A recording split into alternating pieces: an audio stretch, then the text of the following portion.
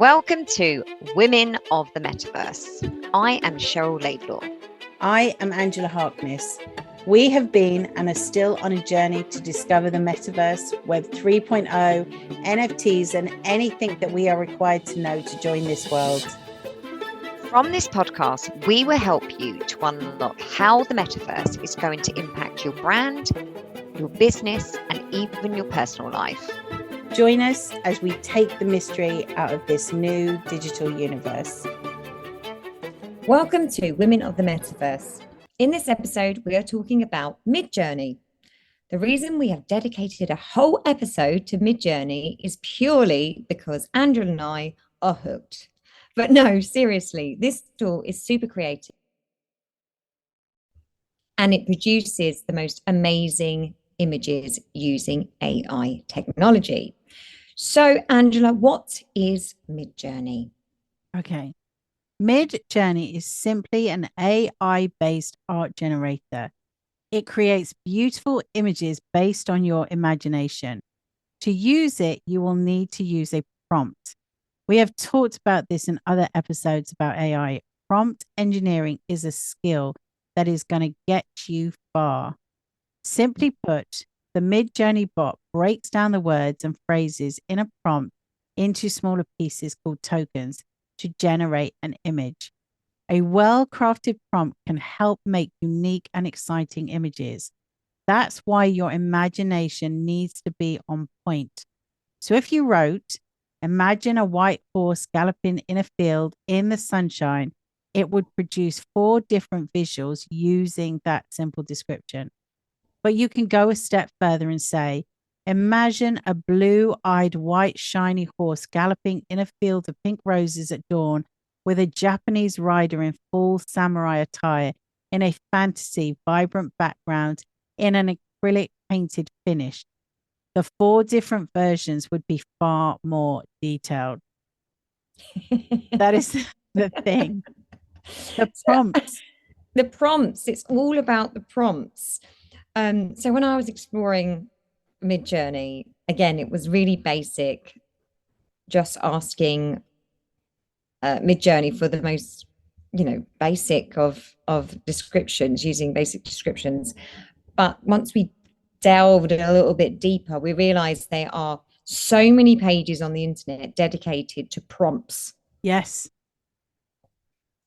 We have actually found a few cheat sheets and we'll put them in the show notes. Yes. But it's a really interesting, I think it's part of this new AI world, and it's kind of a bit of coding, really, isn't it, Angela? Yeah, I think if you know somebody at work who's one of those really annoying people who can't stop asking questions, when you think surely there is nothing else to ask, and this one person comes in and asks a question, they are going to be the people that are brilliant at prompt engineering because I'm not good. I'm not a detailed person. So I can see an image in my head, but I can't break it down to what I want it to be. But detailed people will be so good at prompt engineering.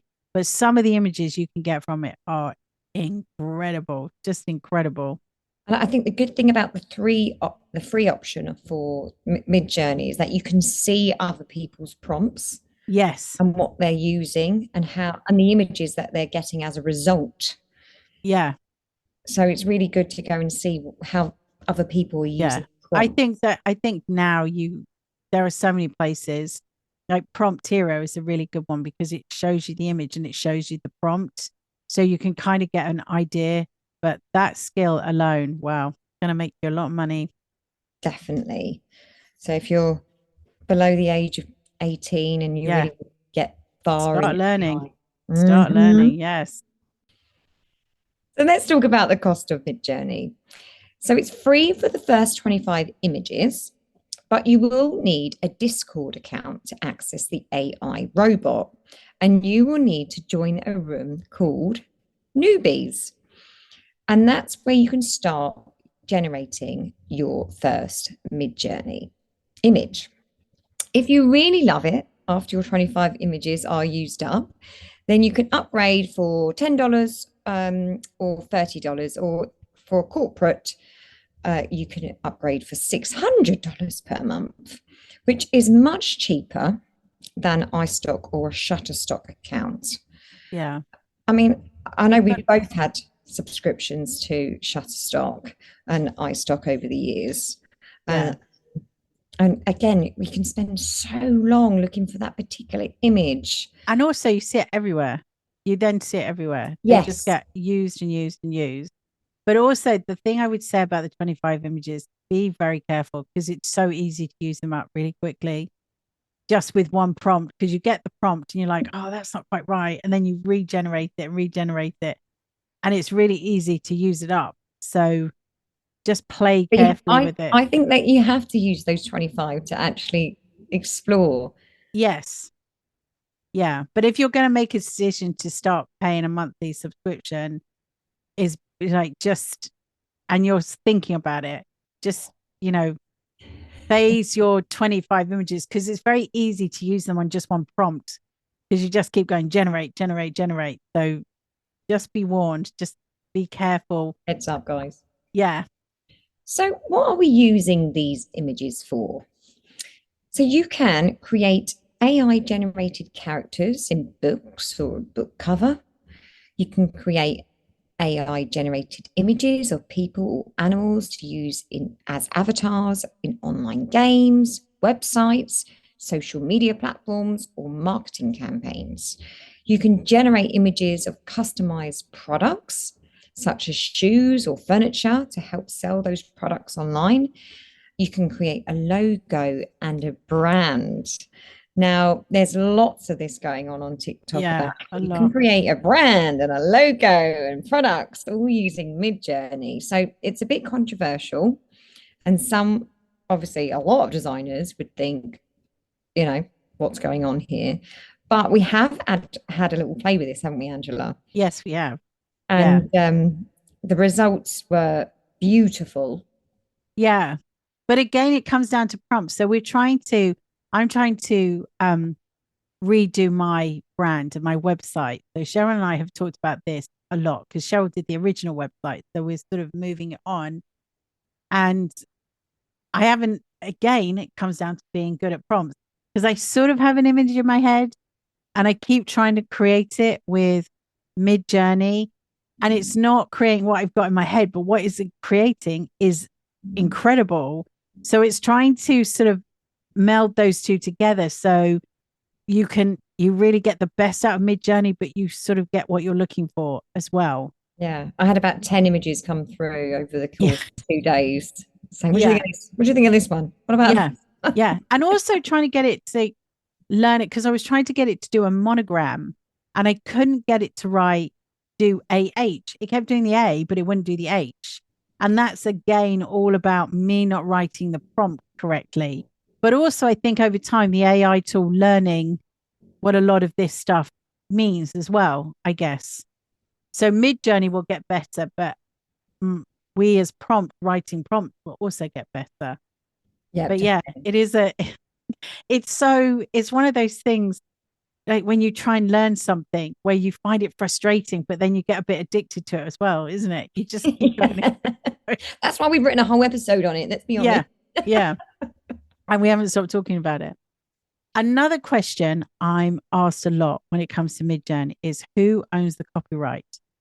To create art for commercial purposes, to sell as prints, use as logo design, concept art with clients, then knowing who owns the copyright and how the images can be used is essential.